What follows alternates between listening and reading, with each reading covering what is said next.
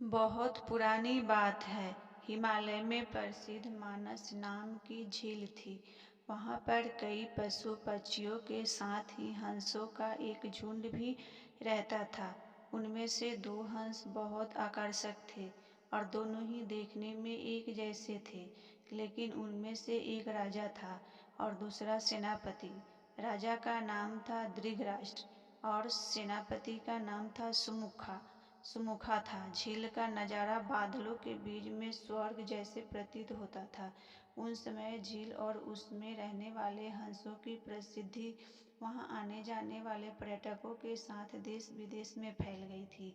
वहां का गुणगान कई कवियों ने अपनी कविताओं में किया, जिससे प्रभावित होकर वाराणसी के राजा को वह नज़ारा देखने की इच्छा हुई।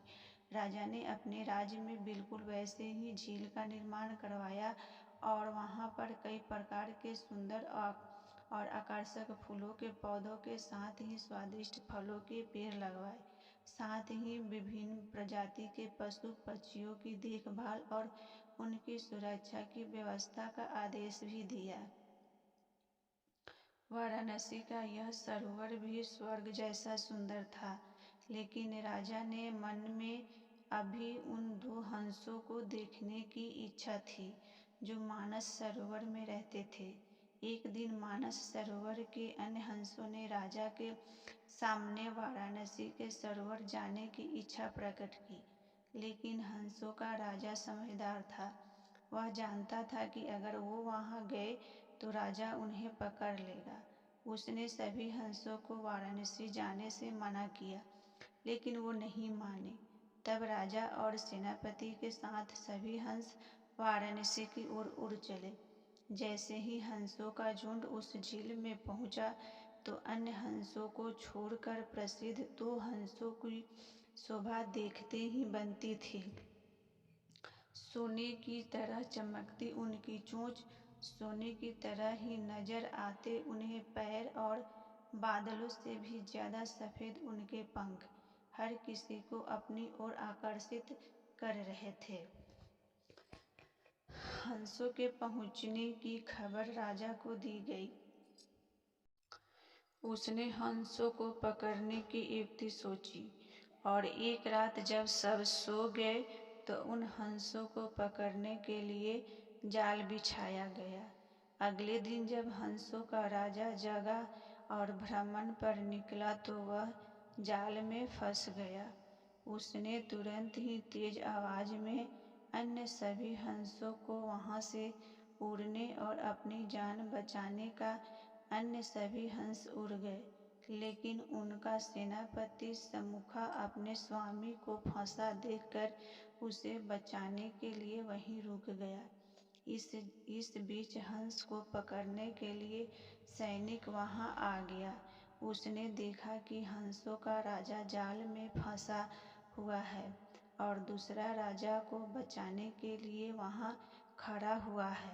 हंस की स्वामी भक्ति देखकर सैनिक बहुत प्रभावित हुआ और उसने हंसों के राजा को छोड़ दिया।